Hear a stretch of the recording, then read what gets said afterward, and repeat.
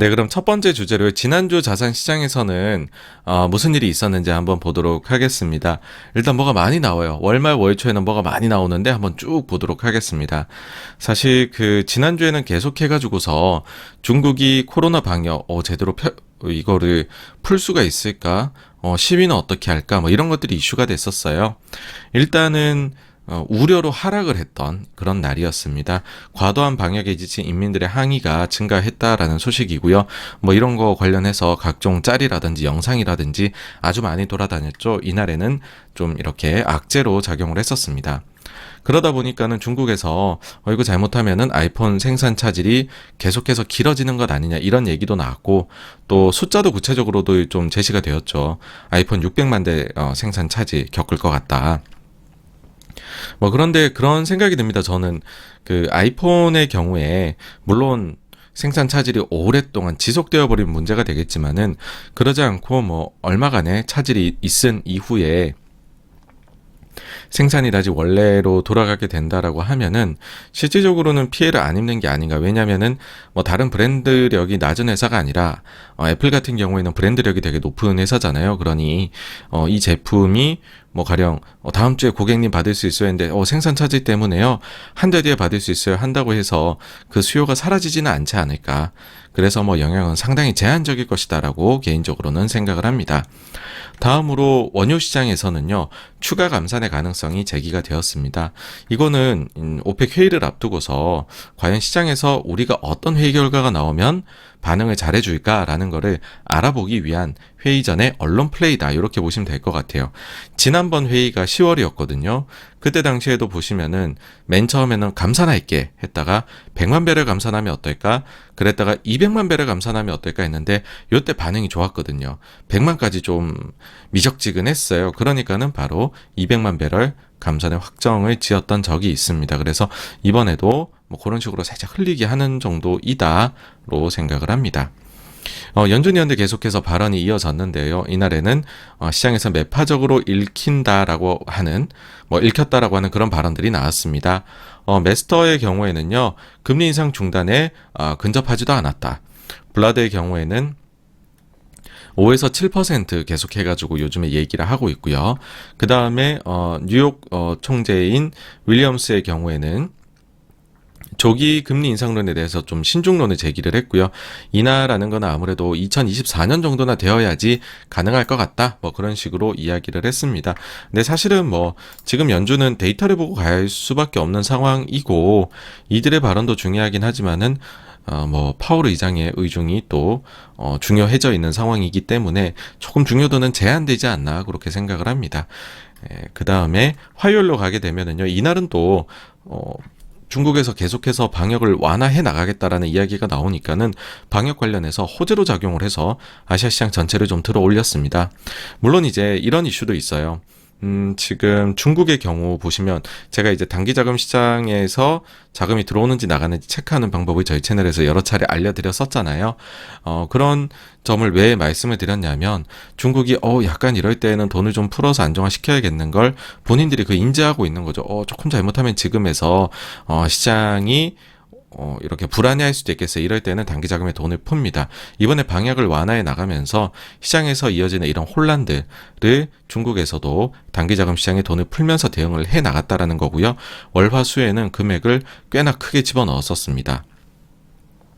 다 합치면 순공급으로 한 3천억 위안 정도가 이렇게 공급이 되었고요. 근데 이때까지 시장이 결국엔 안정이 되어버리니까는 목요일 금요일에는 돈을 거의 지금 넣지를 않는 모습도 또 보였습니다. 약간 일종의 자신감 같은 느낌도 들었어요. 다음으로 유럽의 소비자 물가 11월 속보치가 나왔는데요. 스페인의 경우에는 예상 대비 많이 낮게 나왔고요. 독일은 예상치하고 거의 부합하는 수준, 약간 낮게 그렇게 나왔습니다. 다음으로 미국의 9월 주택가격 데이터가 나왔는데, S&P 케이스 슐러 20대 대도시인데, 물론 이제 전년 동기 대비로는 여전히 가격이 올라갔어요. 그런데 전월 대비해가지고서는 계속해가지고서 감소하고 있습니다. 집값이 내리고 있는 것이죠. 전월 달에 마이너스 1.6이었고요. 이번에 예상은 마이너스 0.7%였는데 실제로는 마이너스 1.5%가 나왔습니다. 그래서 20% 넘게 전년 동월 대비 상승하던 집값이 이제는 10% 내려왔다는 거. 결국에는 이게 시차를 두고서 미국의 주거비에다가 영향을 주게 되겠죠. 그렇죠? 다만 이제 그 연방주택 같은 날에 나온 연방주택금융청 발표 자료에서는 전해 대비 0.1% 상승하는 모습이 나왔습니다. 그래서 엇갈리는 데이터가 나왔다라는 거고, 요럴 때는 또 한 달 더 지켜봐야 되는 그런 게 그런 좀 이슈가 발생을 한 거죠. 보기는 해야 될 것 같은데, 뭐 요게 워낙 폭이 좀 있기 때문에 이 지표가 오히려 내려가는 걸로 나오지 않을까라고 일단은 생각을 합니다. 여기에 대해서 뭐 또 티밀하우스도 트위터에다가 글을 하나 썼더라고요.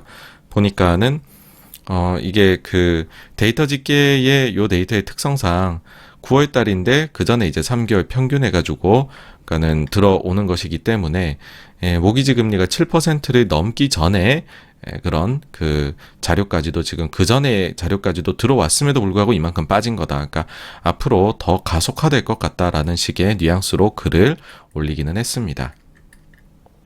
다음 30일 수요일 날에는요, 중국 계속 이제 방역 완화 소식이 들려오고 있는 것이고요. 그 다음에 또 역시나 중국의 경제 지표는 계속 부진해요.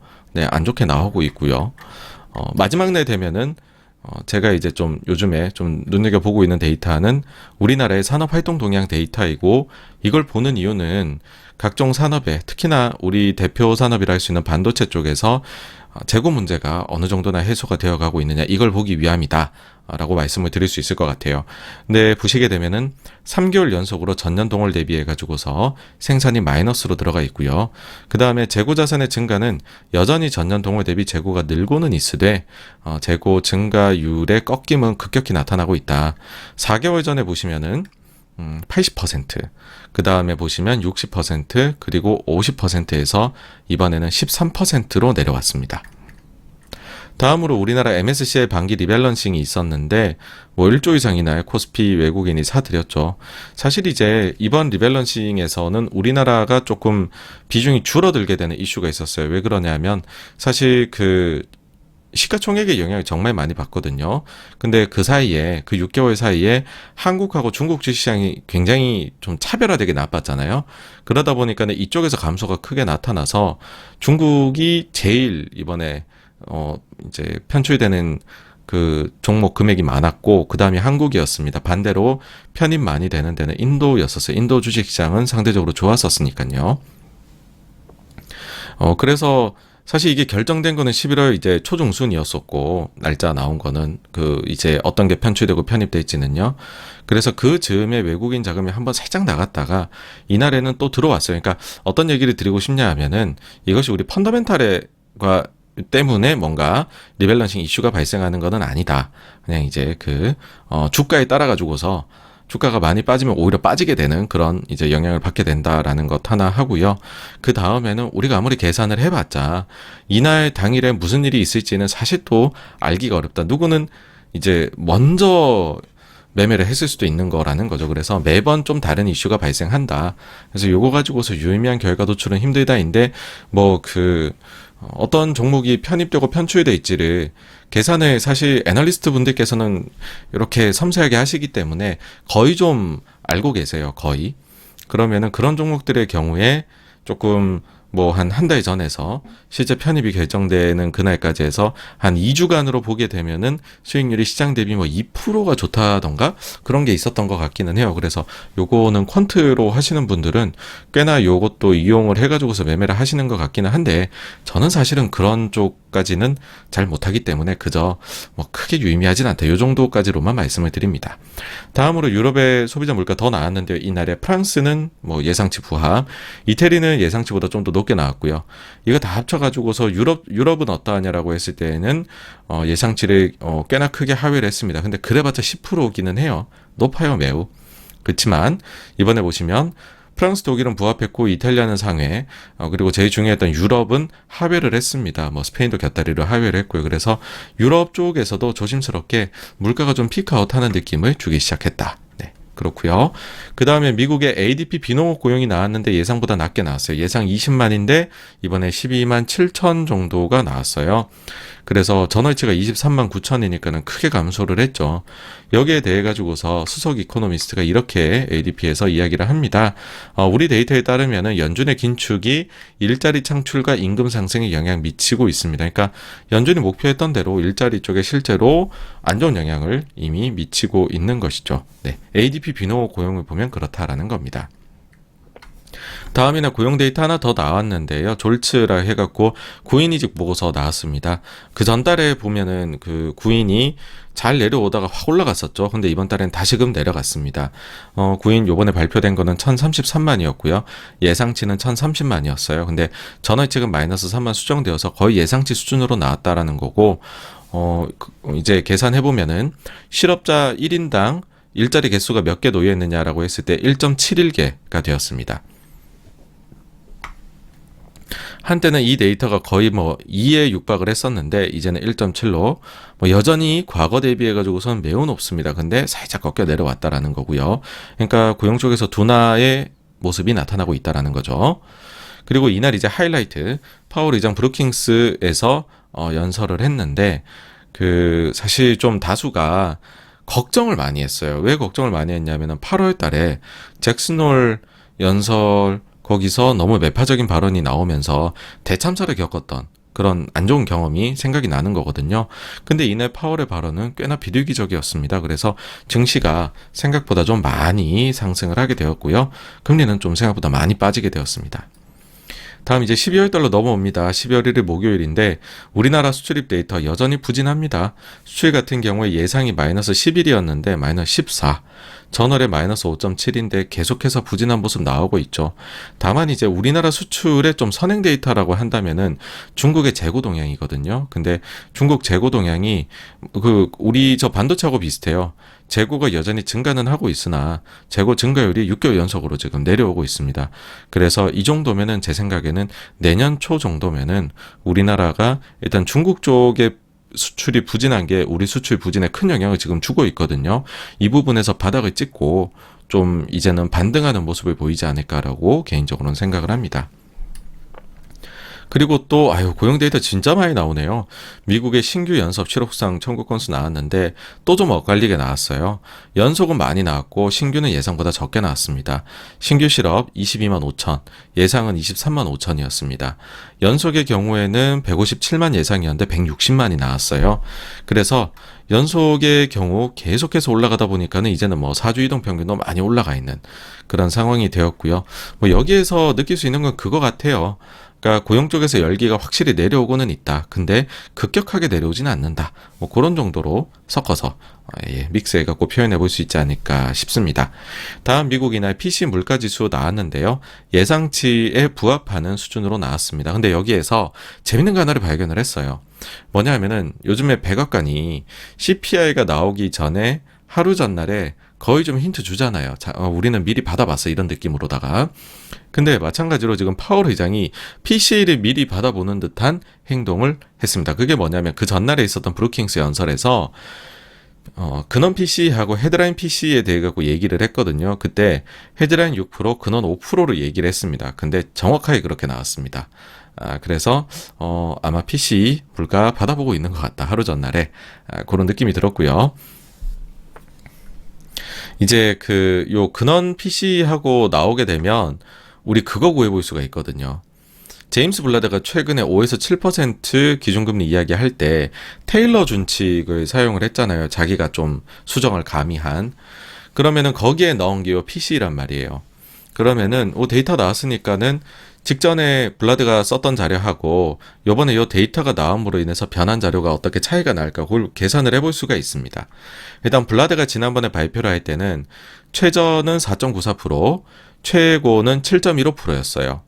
근데 요번에 조금 내려갔죠 물가가. 그래서 요거를 넣게 되면 최저는 4.85, 최고치는 7%가 됩니다. 조금 내려왔죠. 그러니까 이 테일러 준칙은요. 물가가 내려오기 시작하면 계속 같이 내려오게 되는 그런 특징을 가진 이제 공식이라고 할 수가 있습니다. 그래서 이게 내려오면 같이 내려올 거예요. 다음으로 미국의 ISM 제조 PMI가 발표가 됐는데요. 50이 기준선이에요. 근데 50 밑으로 내려왔습니다. 그러니까 경기가 하강을 여실히 하고 있다라는 거죠. 전반적으로 다 좀 부진한 모습이었습니다. 뭐 오다도 다 부진하고 생산 뭐 전체적으로 다 부진한 그런 모습을 보여줘가지고서 여실히 미국 경제가 빠르게 하강하고 있구나, 그런 거를 요 데이터에서 또 잘 느끼게 됐죠. 그리고 다음날 보시면은 금요일에 한국 시장이 좀 빠졌어요. 그게 뭐 그 월말에 들어왔었던 수급이 뭐 빠져나갔다 이런 말도 있고, 아니면 위클리 그 이제 파생 시장 때문에 그렇다란 말도 있고, 또 한 가지는 하여튼 이제 올라도 이유를 갖다 붙이기에 사람들이 우리가 노력을 하잖아요. 그 다음에 빠질 때도 이유를 찾기 위해서 노력을 합니다. 이제 그걸로 한국의 경우에 ISM 지수하고 상관이 높은데 요게 좀 떨어져서 그런 것이다라는 얘기도 있었습니다. 뭐 복합적이었겠죠. 86번가에서는 ISM 나오게 되면은 산업별로 코멘트를 쭉 정리해서 말씀을 드리는데, 이번에도 한번 쭉 말씀을 드려볼까 해요. 일단 컴퓨터 쪽 고객 수요는 줄어들고 있지만 공급업체들은 높은 가격과 기록적인 수익을 유지하고 있습니다. 시장 상황에 따라 비용 절감을 추진한 결과는 놀라울 정도로 성공적이었습니다. 화학 쪽 향후 60일 동안 물량이 감소 추세에 있습니다. 운송 장비 주문은 여전히 강합니다. 공급망 문제는 지속적이지만 생산량에 직접 미치는 영향은 최소화되고 있습니다. 이 자동차입니다. 음식료, 미국 경제는 근사한 것처럼 보이지만 여러 시장에서 소비재가 둔화되고 있습니다. 전자제품, 전반적으로 상황이 악화되고 있습니다. 주택 착공이 줄었습니다. 우리는 경쟁사 대비 잘하고 있지만 업계 전체는 침체되어 있습니다. 우리 현금은 재고에 묶여 있습니다. 비금속 광물 제품, 2023년에는 주의가 필요하지만 상업 건설 부문은 여전히 강세를 보일 것입니다. 플라스틱 고무, 12월과 내년 1분기를 보면 불확실한 경제 상황으로 인해 사업이 악화되고 있습니다. 1차 금속, 지난달보다 전반적인 경영 상황이 소폭 개선되었습니다. 기타 제조, 시장은 계속 비슷합니다. 매출은 기대를 충족합니다. 금리 인상이 고객에 미치는 영향에 대한 우려가 있습니다. 대부분의 공급업체들은 노동력을 회복했지만 일부는 여전히 어려움을 겪고 있습니다. 인플레가 정점에 도달한 것으로 보이지만 원자재 가격 하락은 아직 우리에게 전달되지 않았습니다. 러시아 우크라이나 전쟁이 유럽에 미칠 영향과 내년도 고객 동향 관련해서는 불확실성이 큽니다. 기계, 연말이 다가옴에 따라 경제 불확실성으로 인해 주문이 둔화되었으며 많은 주요 고객들이 자본 지출을 줄이고 있습니다. 그러니까 전체적으로 다 지금 하강하고 있다, 이런 톤으로 이야기를 하고 있다라는 거 느껴지실 것 같네요. 그 다음에 봐야 될 게 ISM 나오면은 지불 가격, 요게 CPI를 6개월 정도 선행한다고 하니까 그걸 한번 그려보게 되는데, 이번에 역시나 또 지불 가격이 많이 내려갔어요. 이제 프라이스가 46.6에서 43으로 더 내려갔습니다. 그래서 여기까지 내려가 있네요. 저는 요걸 보면서 계속해서 CPI가 좀 빠르게 내려가지 않을까 개인적으로는 생각을 합니다. 다음으로 일본에서요, 통화정책의 변화를 시사하는 듯한 발언이 나왔습니다. 나오키 타무라라고요, 이 기시다 총리가 뽑은 인물이고요, 신임위원입니다. 이 인물이 취임 이후에 첫 번째로 인터뷰를 가졌는데, 적기에 통화정책을 다시 살펴볼 필요가 있다라는 이야기를 했습니다. 구로다 임기가 내년 3월 말까지예요. 그러니까 지금부터 후임 인선에 나서야 되고, 그 다음에 구로다보다 더 비둘기적인 사람은 뽑을 수가 없는 거죠. 그러면은 방향이 바뀔 텐데 어떻게 어느 정도로 바뀔 것이냐, 이게 지금 시장의 초미의 관심사라고 할 수 있습니다. 그런데 일본 엔 시장은 좀 움직임이 휙휙 움직이는 게 있다라는 거예요. 무슨 말이냐 하면은 과거 오를 때도 빠르게 오르는데 그러니까 엔화 약세가 빠르게 진행되는데 그 이후에 한번 방향을 틀면 또 강세가 엄청나게 빠르게 진행이 된다라는 거예요. 그래서 지금부터는 보시면은 예전에는 주식시장이 오르고 내리고에 엔달러 환율이 영향을 받거나 줬었어요. 근데 지금은 보면은 주식시장이 내리고 있어도 엔화가 강세로 가요. 그러니까 지금부터의 관심은 학살입니다. 학살. 엔화 쪽에서. 과거에 이것도 또 역사가 있습니다. 보시면은 90년대 말에 엔화가 110에서 거의 한 150까지 올라갔었다가 그 다음에는 100 이하로까지 떨어져요. 그러고 나서 또 130에서 140 사이까지 갔다가 또 100까지 내려오고, 그 다음에 또 한 120까지 가는 듯 싶더니 80 이하까지 떨어졌었죠. 그 다음에 120까지 올라갔다가 100까지 내려오고, 그러니까 한 번 움직이면 20% 이상짜리가 나온다라는 거죠. 그러다 보니 이번에도 150에서 못해도 120, 잘못하면 110, 100까지 가는 거 아니냐라고 하면서 공포가 있으니까 시장하고 요즘에 약간 상관없이 계속 엔화 강세의 압박이 강합니다. 근데 이거는 시장에는 좋습니다. 왜냐하면은 달러 강세가 굉장한 그 시장의 불안감을, 그리고 또 펀더멘탈에도 이익에도 미국 기업들한테 미치는 요인이기 때문에 엔이 강세로 가는 거는 특히나 또 우리 입장에서는 너무나 좋죠. 네. 다음으로 12월 2일 금요일인데요. 한국의 소비자 물가가 나왔습니다. 그 추경호 경제부총리가 이런 이야기를 한 적이 있죠. 물가 정점이 늦어도 10월에는 올 것 같다. 근데 이 예언이 이거 성사되는 것 아니냐라는 이야기가 나옵니다. 왜 그러냐면 전월 달이 5.7% 물가 상승이었는데 이번에는 예상이 5.1, 근데 그보다 낮은 5%가 나왔거든요. 그래서 한국도 어쨌든 물가 정점을 찍은 것 아니냐. 그러면은 우리나라도 감속하거나 뭐 그런 거에 한국은행이요 있어가지고서 명분을 좀 더 얻게 되는 그런 데이터였었다라고 생각이 되고요. 이날은 또 물가가 이것저것 많이 나왔더라고요. 독일 보시게 되면 수입 물가, 이게 지난달에 원래 플러스 나올 줄 알았는데 갑자기 마이너스로 나와서 사람들이 좀 놀랬었잖아요. 근데 한 달치 가지고 뭘 했었는데 이번에 보면 이게 이제 전월 대비요. 전년 동월 대비는 너무 변동이 큽니다. 독일은 거의 뭐 나라가 아닌 정도 수준으로 물가가 나오는데 전월 대비로 보면은 예상보다는 좀 덜했어요. 예상은 마이너스 1.7%일 줄 알았는데 마이너스 1.2. 근데 어쨌든 마이너스가 지금 이제 수입 물가 2달 연속 나왔다는 거고요. 유럽의 생산자 물가, 그 전월에도 예상치를 하회를 하면서 시장을 살짝 이제 놀래켰었는데 이번에는 마이너스로 전환하는데 예상보다 더 크게 마이너스가 나왔습니다.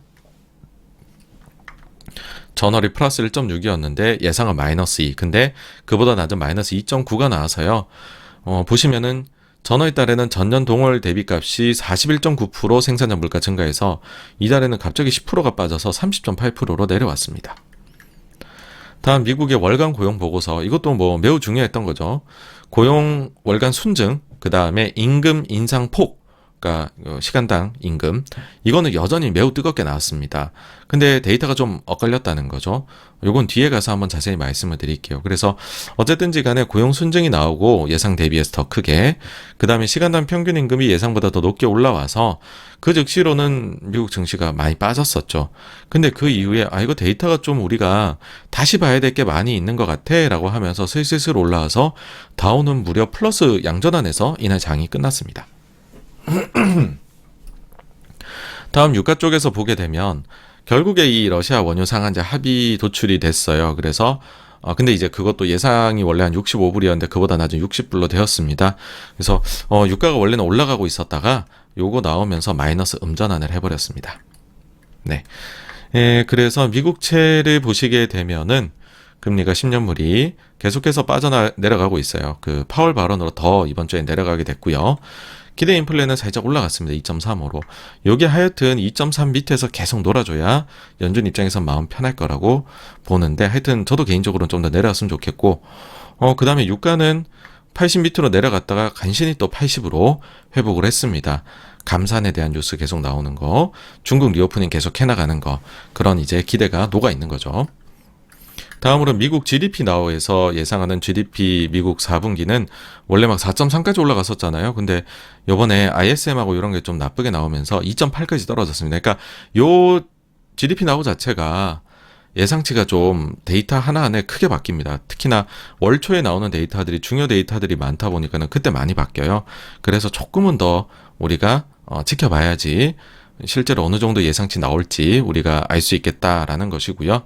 일단은 소비가 주요 요인입니다. 훅 내려온 거에서는.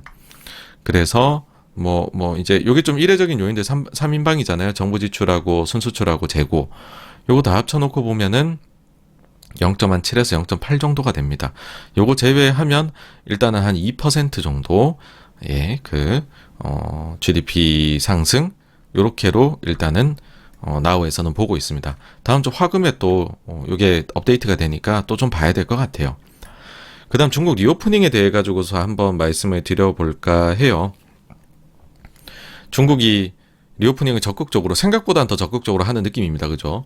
근데 그런 생각 들잖아요. 야, 저래도 되나? 쟤네들 저거 물백신 맞았는데 저렇게 과감하게 해도 돼? 그죠? 그거 봐라. 이 확진자도 계속 증가하고 상해 대봉쇄 때보다 더 많네. 결국은 재봉쇄에 나서겠지 이렇게도 보시는데, 근데 어찌된 영문인지 위중증 환자하고 사망자는 오히려 감소를 하고 있습니다. 사망자가 거의 없어요, 지금. 이렇게 생각을 할 수가 있습니다. 두 가지 생각이 들 수 있는 거죠. 첫째는 이거 중국이 자료를 의도적으로 왜곡한 거 아니냐. 억지로라도 리오프닝을 계속해 나가려고 지금 이거 사실은 위독한 게 아닙니다. 그러니까 우리 겁먹을 거 없어요. 감기에 일한 같다고 생각하십시오. 라고 이야기를 하려고 확진자는 나오는데 사망자는 처리를 안 한다. 뭐 이런 식으로의 얘기도 있죠. 뭐 워낙 물백신이었으니까는 이런 얘기를 하는 것 같아요. 근데 이거 이외에도 지금 중국 쪽에서 나오는 얘기로는 야, 우리 백신이 확진을 막지는 못하는데, 그러니까 감염되는 걸 막지는 못하는데 의외로 치명률에는 상당히 효과를 내는 건 아닐까 이런 얘기도 있어요. 그러니까 물백신이라고 얘기했지만 그래도 뭐가 들어갔겠지 조금은. 그리고 그거 여러 차례 한 3번씩 맞으면 그럼 뭐라도 생겨서 이 중증으로는 안 가는 거 아닐까? 그럼 뭐 아무도 모르죠, 그렇죠? 근데 어쨌든 간에 지금 데이터만 봐가지고는 사실 다른 나라들이 전형적으로 리오프닝 해 나갈 때의 숫자들입니다. 확진자는 느는데 치명률은 낮은. 이러면은 리오프닝은 아마도 뭐 우리도 그랬잖아요. 계속 해 나갔잖아요. 그래서 중국이 계속 리오프닝 쪽으로 힘을 실지 않을까 그렇게 봅니다. 그 다음으로 뭐 지난주 이번 주에 또 이슈가 됐었던 게 크레딧 스위스에 대한 문제인 것 같아요. 그러니까 워낙 부실하다 말이 많다 보니까 망한다 이런 말도 많았고, 그래서 요거를 한번 쭉 이제 시간별로 해서 정리를 한번 해드릴까 합니다. 10월 초에 부실 문제가 대두가 되면서 그 부도 위험이 굉장히 많이 올라갔었죠. 급증을 했었습니다. 그러고 나서 보니까는 10월 내내 스위스 중앙은행이 미국 연준에 긴급 스왑 라인을 활용해서 돈을 쟁여놓더라는 거예요. 그 금액이 매주 2배씩 증가했었죠. 저희 채널에서 10월 내내 그거를 다뤘습니다. 그렇죠? 근데 10월 딱 지나자마자 갑자기 그 돈을 다 갚아버리고는 제로로 만들어버립니다. 스위스 중앙은행이. 그래서 이제 그때 그 말씀을 드렸던 게 스위스 문제 뭔가 좀 풀려나가는가 보다. 얘네가 약간 보험적 성격으로 미리 자금을 좀 마련해놨다가 갑자기 다 갚아버리는 걸 보니까는 뭐 별일이 없나 봐 이렇게 말씀을 드렸습니다. 그러고 나서 보니까는 10월 말에 유상증자 뭐 사우디를 주축으로 해가지고서 하기로 결정이 내려졌죠. 근데 최근에 또 기사가 하나 나오면서 막 CDS 프리미엄도 올라가고 그 다음에 뭐 크레딧 스위스에 대한 우려가 다시 한번 올라갔었습니다. 그게 뭐냐 하면은 10월 초부터 11월 11일까지 했었을 때 크레딧 스위스에서 부자들이 90조 원 뱅크런이 발생했다라는 거예요. 돈을 빼갔다라는 겁니다. 이 은행에서 돈 빼가게 되면 은행 그럼 부실해지는 거 아니냐 이 얘기가 당연히 나올 수 있었던 것이죠. 근데 그 간밤에 지난 금요일이었습니다. 크레딧 스위스의 대표가 얘기를 합니다. 뭐 사실상 이제 뱅크런은 종료가 된 것 같고 요즘에는 일부 돈이 오히려 들어오는 것도 관측이 된다라고 이야기를 하면서 요날 크레딧 스위스가 거의 10%인가 그렇게 주가가 올랐어요. 그러니까 요 종합적으로 저는 생각해 봤을 때 그래요. 그러니까 요 부실 문제가 대두되고 나서 돈이 엄청 빠져나간 건 사실 같아요.